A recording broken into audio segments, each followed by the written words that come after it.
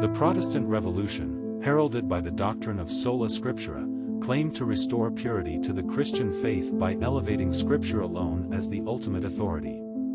But this seemingly noble idea masked a deeper issue, one that would unravel the unity of Christendom. For centuries, the Church had been the steward of divine revelation, not just through the sacred text, but through apostolic tradition. This tradition, handed down from the apostles, ensured that the faithful would not be led astray by personal interpretations of Scripture. It safeguarded the gospel message, keeping the Church united in faith and doctrine.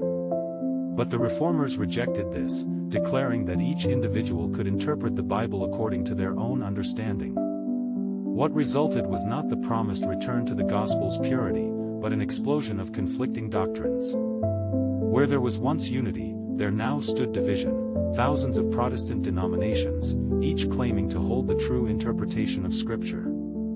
The Catholic Church, in her wisdom, has always taught that tradition and Scripture are inseparable. Together, they are the wellspring of truth, one complementing the other.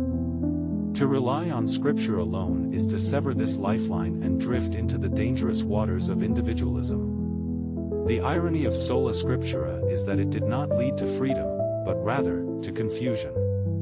Without the Church to guide the interpretation of the Scriptures, believers are left isolated, adrift in a sea of opinions. This revolution was less about returning to the purity of the gospel and more about breaking the bonds of unity. The Church has always been the voice of Christ, interpreting His word through the authority given to her by the apostles. It is only by listening to this voice, in harmony with tradition, that we can fully understand the Word of God.